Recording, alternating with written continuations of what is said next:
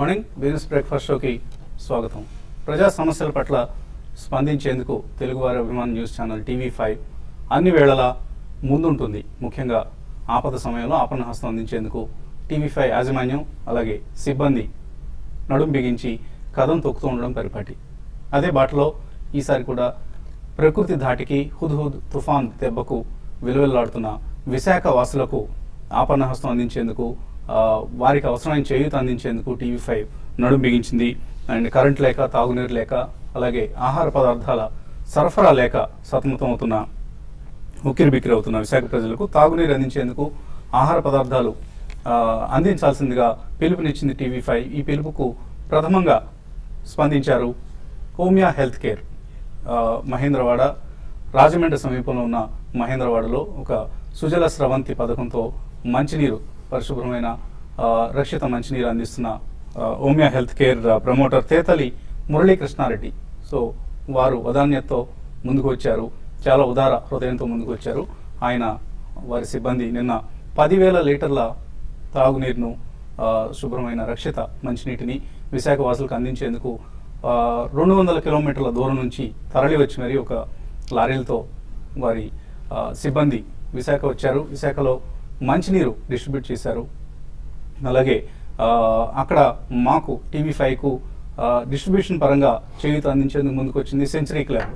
So century club యాజమాన్యానికి, అలాగే తేతలి మురళీకృష్ణారెడ్డి గారు, ఓమియా హెల్త్ కేర్ ప్రమోటర్ మురళీకృష్ణారెడ్డి గారికి హృదయపూర్వక ధన్యవాదాలు తెలియజేస్తున్నాం. అండ్ TV5 ఈ యజ్ఞం కొనసాగిస్తోంది. రాబోయే రోజుల్లో మరింతగా విశాఖ వాసులకు త్రాగునీరును, అలాగే ఆహార పదార్థాలు అందించేందుకు, ఇంకా అవసరమైన ఎటువంటి సాయం అందించేందుకైనా TV5 సిద్ధంగా ఉంది. TV5 పిలుపుకు స్పందిస్తున్న ప్రేక్షక లోకానికి, ప్రేక్షక మహాశీలకు కూడా ధన్యవాదాలు తెలియజేస్తున్నాం. సో నిన్నటి మంచినీటి సరఫరా దృశ్యాలను ఇప్పుడు ఒకసారి చూద్దాం.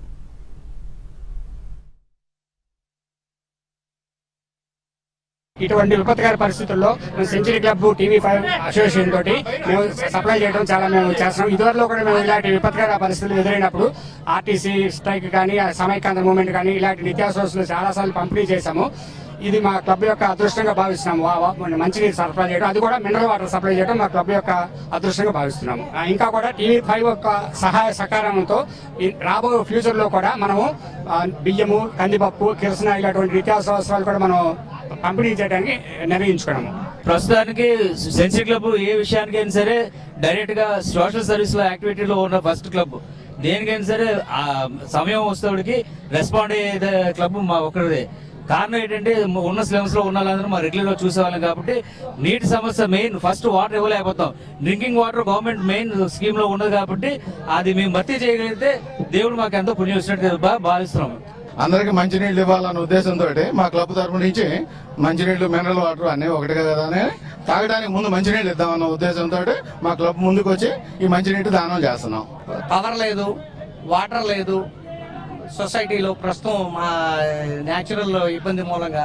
అందుకని వాటరే మెయిన్ ఇంపార్టెంట్ కాబట్టి వాటరే ఇది ఇస్తే జనాలకు ఉపయోగంగా ఉంటుందని చెప్పేసి ఆ పాయింట్ ఆఫ్ వ్యూలో వాటర్ సప్లై చేస్తాం.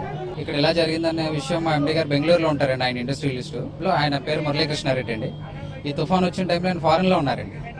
ఉండి కూడా వెంటనే ఆయన స్పందించి ఇమీడియట్గా మీరు అక్కడికి వెళ్ళి అక్కడ ఉన్న పరిస్థితి కూడా ఎలా ఉంది, ఇమీడియట్గా ముందుకు వాటర్ లేక ఇబ్బంది పడుతున్నారు బాగానని చెప్పి అక్కడికి ఏదో రకంగా వాటర్ పంపించాలని చెప్పేసి ఇమీడియట్గా నిన్న కాల్ చేసి చెప్పడంతో ఇమీడియట్గా బయలుదేరి ఇక్కడికి వచ్చామండి. అదే రకంగా మన TV5 వారి తర్వాత ఈ సెంచరీ క్లబ్ వారి సహాయ సహకారాలతోటి ఇవాళ ఈజీగా దీని కార్యక్రమాన్ని అందంగా జరగడానికి కారణం చేసిన TV5కి, సెంచరీ క్లబ్ వారికి మా కృతజ్ఞతలు. సో మహేంద్రవాడ, రాజమండ్రి సమీపంలో ఉన్న మహేంద్రవాడ గ్రామంలో తేతలి మురళీకృష్ణారెడ్డి ప్రారంభించారు ఓమియా హెల్త్ కేర్ సుజల స్రవంతి రక్షిత మంచినీటి పథకాన్ని. రోజుకు 10,000 లీటర్ల సామర్థ్యంతో పనిచేస్తుంది ఈ ప్లాంట్. సో వాళ్ళ ఒకరోజు సామర్థ్యం మొత్తాన్ని వైజాగ్ వాసులకు మంచినీటి పథకం అందించేందుకు, మంచినీటిని అందించేందుకు కేటాయించడం నిజంగా వారి సహృదయతకు నిదర్శనం ఇది. సో భవిష్యత్తులో వారి ఇటువంటి సహాయక చర్యలు మరింత ముమ్మరం చేస్తారని ఆశిస్తున్నాం. అలాగే TV5 పిలుపుకు స్పందనగా ఇటు భీమవరం వెలమ అసోసియేషన్ కావచ్చు, అలాగే విజయవాడ కృష్ణా జిల్లా లారీ ఓనర్స్ అసోసియేషన్ కావచ్చు, క్రెడాయి విజయవాడ కావచ్చు, అలాగే builders association, greater Vijayawada builders association కావచ్చు, వీరందరూ స్పందిస్తున్నారు. వీరితో పాటు మా ప్రేక్షక మహాశయులందరూ వారికి తోచిన సాయం అందిస్తున్నారు. విజయవాడ, అలాగే రాజమండ్రి, ఏలూరు, కాకినాడ ఈ ప్రాంతాల్లో ఉన్న TV5 కార్యాలయాలకు వారే స్వచ్ఛందంగా ముందుకు వచ్చి అవసరమైన బ్రెడ్ ప్యాకెట్స్ కావచ్చు, మంచినీటిని కావచ్చు, అలాగే ఇతర ఆహార పదార్థాలు ఇవాళ ఇన్ఫ్యాక్ట్ TV5 ఒక మహాయజ్ఞాన్ని తలపెట్టింది. TV5 సిబ్బంది మొత్తం తమ ఒకరోజు వేతనాన్ని సమీకరించి ఆ మొత్తంతో విశాఖ వాసులకు అవసరమైన ఆహార పదార్థాలు, ఇతర నిత్యావసర వస్తువులను సరఫరా చేసేందుకు ఇవాళ మరొక మహాయజ్ఞం ప్రారంభిస్తున్నాం. సో ఈ అంశంలో కూడా ప్రేక్షక మహాశైల సహకారాన్ని అందిస్తున్నాం. ఇక మార్కెట్స్ పరిస్థితి విషయానికి వస్తే స్టాక్ మార్కెట్స్ ఒకరోజు మహారాష్ట్ర ఎన్నికల విరామం అనంతరం తిరిగి ట్రేడింగ్ పునఃప్రారంభానికి సిద్ధమవుతున్నాయి. అయితే గ్లోబల్ క్యూస్ చాలా నెగిటివ్గా ఉన్న సమయం ఇది. 2 రోజుల గ్లోబల్ సెల్ ఆఫ్కు ఇవాళ మన మార్కెట్స్ రియాక్ట్ కాబోతున్నాయి. సో యుఎస్ మార్కెట్స్లో ప్రధానంగా ఒక మహా కరెక్షన్ లాంటిది సంభవిస్తుంది. లాస్ట్ ఫ్యూ డేస్గా యుఎస్ మార్కెట్స్లో భారీ కరెక్షన్ చూస్తున్నాం మనం. ఇన్ఫ్యాక్ట్ లాస్ట్ మండేనే యుఎస్ మార్కెట్స్లో S&P 500 లాంటి ఇండిసెస్ 200 రోజుల చలన సగటుకు కిందకు జారాయి. సో ఇంత భారీ కరెక్షన్ ఈ మధ్యకాలంలో ఎప్పుడు చూడలేదు మనం.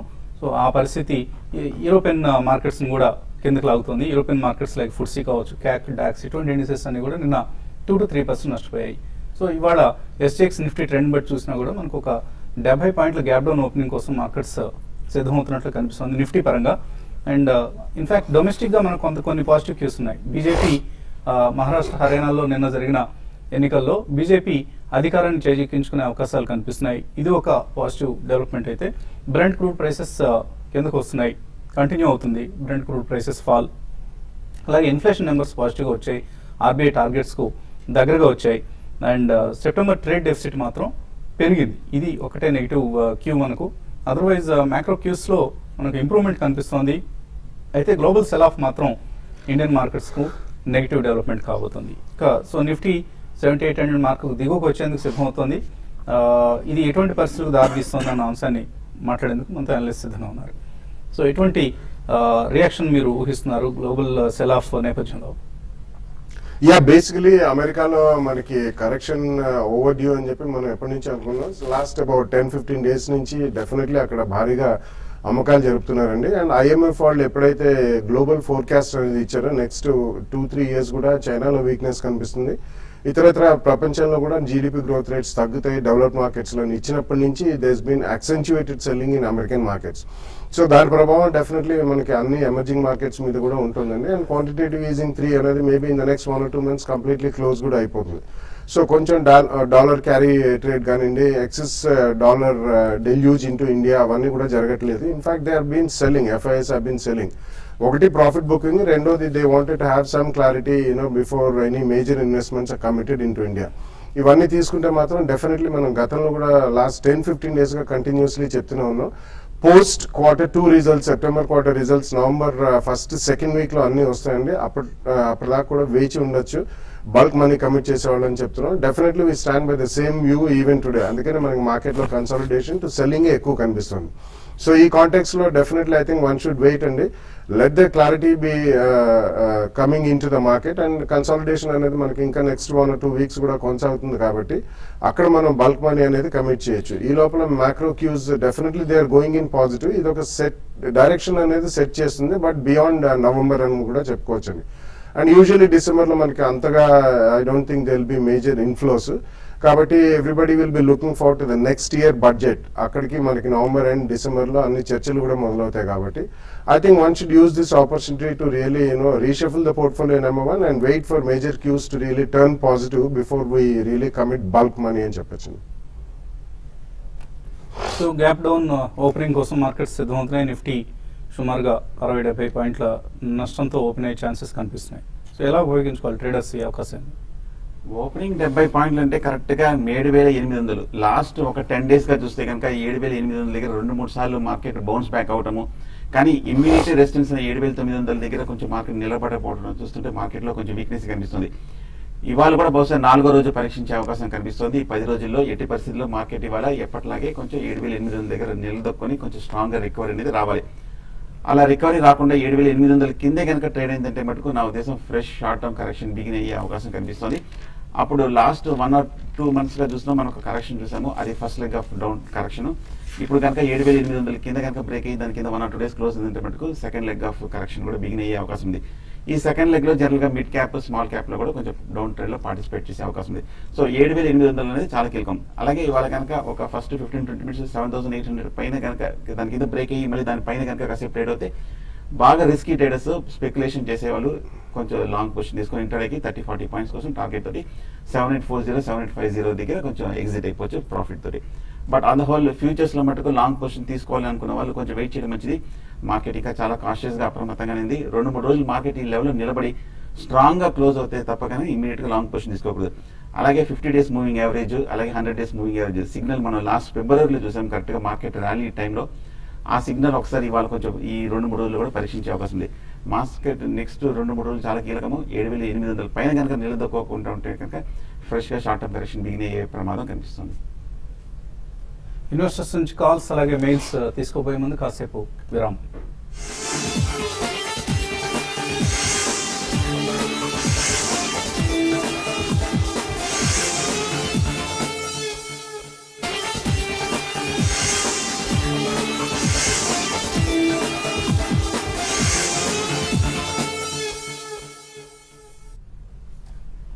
న్యూస్ బ్రేక్ఫాస్ట్ షోకి తిరిగి స్వాగతం. 7876 76 పాయింట్ల నష్టంతో ట్రేడ్ అవుతుంది ఎస్జీఎక్స్ నిఫ్టీ.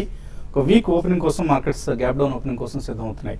తర్వాత ఫస్ట్ కాలర్ లైన్ లో ఉన్నారు. ఇన్ఫాక్ట్ కడప నుంచి Shivashankar. Hello hello sir, good morning sir. Good morning, అడగండి. సార్ ఏం లేదు సార్, ఇది డిఎల్ఎఫ్ షేర్స్ లాంగ్ టర్మ్ కోసం తీసుకోవచ్చా ఇప్పటి నుంచి? డిఎల్ఎఫ్ షేర్లు లాంగ్ టర్మ్ కోసం కాదు, షార్ట్ టర్మ్ కోసం కాదు, అవాయిడ్ చేయండి. మనం అవాయిడ్ చేయాలా సార్? పదే మనం రిపీట్ చేస్తున్నాం ఇదే సిఫార్సును. సో డిఎల్ఎఫ్ కంపెనీ పరిస్థితి చాలా గందరగోళంగా ఉందండి. ఎప్పటికప్పుడు నెగిటివ్ డెవలప్మెంట్స్ చోటు చేసుకుంటున్నాయి, పాజిటివ్ డెవలప్మెంట్స్ ఏవి మనం చూడలేదు. అవాయిడ్ చేయండి. ఇందులో పెద్దగా చెప్పేందుకు కూడా ఏం లేదు, అందరికీ తెలిసిన విషయాలే. అండ్ కూడా ఏదైనా టెక్నికల్గా ఏదైనా బౌన్స్ బ్యాక్ వచ్చే ఛాన్స్ కనిపిస్తుంది డిఎల్ఎఫ్లో. బాగా పడింది కాబట్టి మధ్య మధ్యలో చిన్న వాలటిలిటీతో కొంచెం రీబౌండ్ అయ్యే అవకాశం వచ్చినా కూడా బట్ ఓవరాల్గా ట్రెండ్లో మటుకు పెద్ద ఏమీ మార్పు కనిపించదు. ఇన్ఫాక్ట్ మనం చూస్తే కనుక మేజర్ బ్రేక్ డౌన్ కూడా రావడం జరిగింది. సో ఇమీడియట్గా మటుకు బుల్లిష్ ట్రెండ్ కనిపించలేదు. సో పూర్తిగా మీరు చెప్పినట్టుగా అవాయిడ్ చేయడం మంచిది కొన్నాళ్ళు. మరో కాలర్ లైన్ ఉన్నారు హైదరాబాద్ నుంచి రవి. హలో హలో అడగండి రవి. సార్ గుడ్ మార్నింగ్ అండి. Good morning. సార్ మేము ఆమ్టెక్ ఇండియా ఒక 125 లో తీసుకున్నామండి, ఒక 500 క్వాంటిటీ. ప్రస్తుతం డౌన్ అయింది. అదొకటి మీరు 70-80 పాయింట్స్ డౌన్ అని చెప్తున్నారు కదా సింగపూర్. అవునండి. హలో, అది యాక్చువల్గా అంటే 20 పాయింట్స్ అవుతుందండి. నిన్న మన హాలిడే ఉండే కాబట్టి 7875 దగ్గర ట్రేడ్ అవుతుంది సింగపూర్. 7875 ఫ్యూచర్స్ కదా? అంటే ఫ్యూచర్ సింగపూర్ నిఫ్టీ 7875 దగ్గర ట్రేడ్ అవుతుంది. మన 95 క్లోజ్ అయింది కాబట్టి 20-30 పాయింట్స్ కావచ్చు. మీరు అన్నట్టు 70 పాయింట్స్ కాకపోవచ్చు. 20 పాయింట్స్ కాకపోవచ్చు అంటే నిన్న మన హాలిడే ఉండే కాబట్టి ఎస్ అది కూడా గ్యాప్ అనేది ఫీల్ అవుతుంది అంతే. అది కూడా కొంత మనం గమనించాల్సిన అంశం. అండ్ మేబీ బట్ సెంటిమెంట్ అయితే చాలా నెగిటివ్గా ఉంది. గ్లోబల్ మార్కెట్స్ ఈ 2 రోజుల సెల్ ఆఫ్కు ఇవాళ మన మార్కెట్స్ రియాక్ట్ కావాలి. అండ్ ఎంత డౌన్ ఓపెన్ అవుతుంది, ఒక్కోసారి ఎస్జీఎక్స్ నిఫ్టీ కరెక్ట్గా రిఫ్లెక్ట్ చేయదు మన ఓపెనింగ్ను. అది ఒక్కొక్కసారి అది నెగిటివ్గా ఉన్నప్పుడు మన మార్కెట్స్ పాజిటివ్గా ఓపెన్ అయిన సందర్భాలు కూడా జరుగుతుంటాయి. చాలా థిన్ వాల్యూమ్స్ జరిగే ఎక్స్చేంజ్ అది SGX Singapore stock exchange. Bhaskar Vijayawada నుంచి తర్వాత కాలర్. హలో నమస్తే సార్, వసంత్ గారు. అడగండి భాస్కర్. అలాగే ఒక క్వశ్చన్ వెళ్దాం సార్. అడగండి. ఆ మధ్య జిందాల్ స్టీల్ పవర్ లో వర్స్ట్ అయిపోయింది, కొద్దిగా బై చేయొచ్చు అన్నారు. ఒక 1200 షేర్స్ ఉన్నాయండి 216 ప్రైస్ లో. ఏమన్నా లాంగ్ టర్మ్ ఉండవాళ్ళకి నేను ఏమన్నా అలా ఉంచేసుకుంటే ఏమైనా ఇబ్బంది ఉండదా ఉంటుందా? ఏ కంపెనీ అన్నారు? 216 సార్. కంపెనీ పేరు జిందాల్ స్టీల్ అండ్ పవర్ అండి. జేఎస్పీఎల్, జిందాల్ స్టీల్ అండ్ పవర్. అవును సార్, అవును సార్. థ్యాంక్ యూ వసంత్ గారు. జేఎస్పీఎల్ పరిస్థితి ఏంటి? జనరలీ మెటల్ స్టాక్స్ కి దూరంగా ఉండమని చెప్తున్నానండి. అండ్ బికాస్ ఓవరాల్ గా మెటల్ ప్యాక్ అంతా కూడా పడుతుంది. వర్స్ట్ ఈజ్ ఓవర్ అని చెప్పి I don't think we ever told that. Because normally మనకి GDP growth rates, developed markets and overall IMF వాళ్ళ గ్రోత్ రేట్స్ ప్రకారం first to react will be all commodities including ferrous and non ferrous metal. So ఈ context లో I don't think you should add more అండి. And we have been completely negative on the metal sector always. So ఉన్నది hold చేయండి. Even trading bounces లో I think you should be able to come out of the stocks అండి. ఎందుకంటే overall market react అవుతుంది కాబట్టి relatively better returns మీకు ఇతరత్ర వేరే సెక్టర్స్ లో వచ్చే అవకాశం ఉంది. కాబట్టి కొద్దిగా ట్రేడింగ్ బాండ్స్ లో ఫస్ట్ ఇది బయటకు వస్తే after the results I think you can take position in some other sector. తర్వాత కాలర్ ఫక్రుద్దీన్ అనంతపురం నుంచి. హలో. స్టెర్లైట్ టెక్నాలజీస్ కొన్నారా మీరు? కొన్నామండి. ఏ రేట్లో కొన్నారు? 74లో స్టెర్లైట్ టెక్నాలజీస్ తీసుకున్నారండి.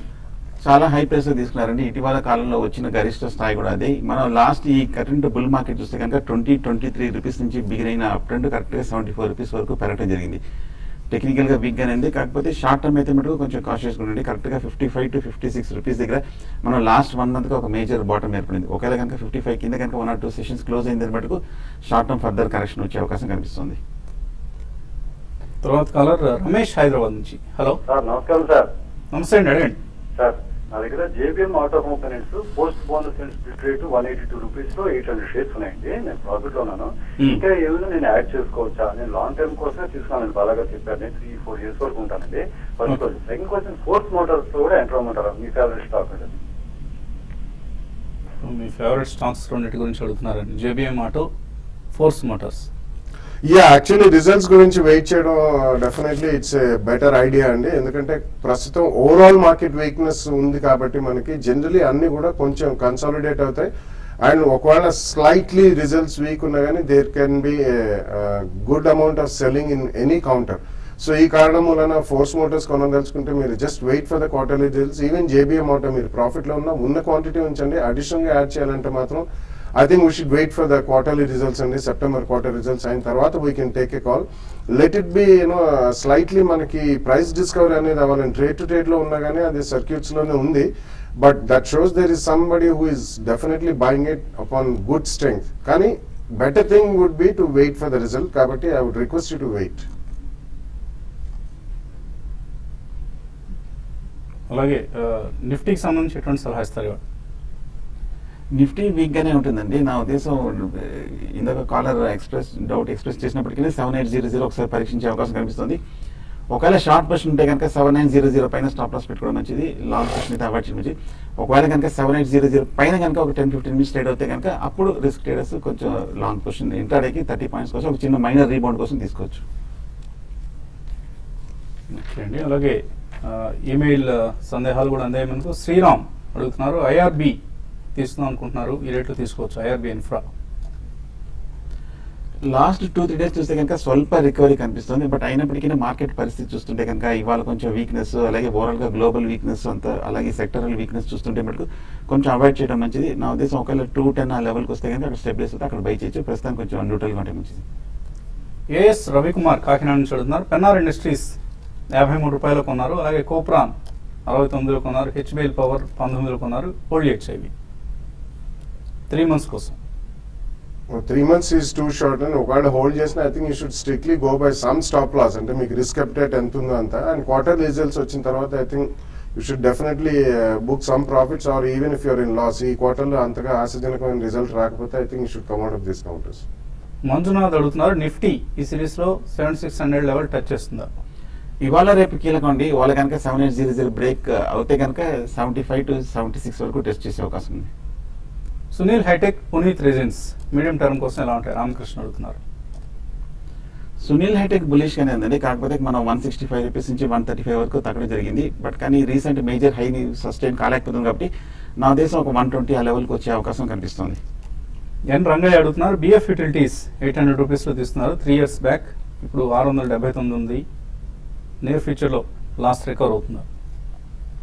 అది యాక్చువల్లీ నంది కారిడార్ అని వాళ్ళు బెంగళూరు మైసూర్ ఒకటే వన్ మేజర్ ప్రాజెక్ట్ చేస్తున్నారండి. They had lot of legal hassles. వాళ్ళు సుప్రీం కోర్ట్ దాకా వెళ్ళారు. మేబీ అబౌట్ 100 రూపీసే కాబట్టి ఉంచమని చెప్తాను. కొద్దిగా క్లియరెన్సెస్ వచ్చాయి. They are going, it's infrastructure company కాబట్టి కొద్దిగా టైం పడుతుంది. కరెంట్ స్టాక్ ఉంచండి, అడిషనల్ మాత్రం యాడ్ చేయండి. మనోహర్ రెడ్డి అడుగుతున్నారు, అపోలో టైర్స్ 202లో కొన్నారు, ప్రాఫిట్ బుక్ చేసుకోవచ్చు ఇక్కడ? రీసెంట్ కొంచెం స్ట్రాంగ్ అప్ ట్రెండ్ చూసామండి. కరెంట్ రేట్ 220-225 స్ట్రాంగ్ రెసిస్టెన్స్ ఉంది, అక్కడ మీరు ప్రాఫిట్ బుక్ చేసి షార్ట్ టర్మ్ లో. అలాగే అరుణ కుమారి అడుగుతున్నారు, చెన్నై నుంచి, ఇప్పుడు కొత్తగా ఇన్వెస్ట్మెంట్ స్టార్ట్ చేద్దాం అనుకుంటున్నారు, ఎటువంటి జాగ్రత్తలు తీసుకోవాలి? I think wait for some time అండి. ఒకవేళ మీకు అవగాహన లేకపోతే మాత్రం you can straight away start investing in mutual funds through systematic investment plan. కానీ మీకు డైరెక్ట్లీ మార్కెట్ అవగాహన లేకపోతే మాత్రం ఈవెన్ బల్క్ మనీ కమిట్ చేయాలనుకుంటే మాత్రం కొంచెం వెయిట్ చేయండి. అదర్వైజ్ రిజల్ట్ సీజన్ అయిన తర్వాత మీరు monthly maybe 5-10,000 or even about that systematic investment plan ప్రకారం mutual funds equity base start చేస్తే 3 to 6 months లో వాళ్ళు పంపించే ఈ స్టేట్మెంట్స్ కానీ వీటి ద్వారా మీకు కొద్దిగా అవగాహన వస్తుంది. దాని తర్వాత డైరెక్ట్ మార్కెట్ ఎంట్రీ అనేది తీసుకోవచ్చు. Oberoi realty 1 to 2 years view అడుగుతున్నారు నాగరాజు. కొంచెం సైడ్ వేస్ లో కనిపిస్తుందండి. నా ఉద్దేశం ప్రస్తుతానికి సెక్టర్ కొంచెం వీక్ గానే ఉంది కాబట్టి కొంచెం అవాయిడ్ చేయడం మంచిది కొనాలి.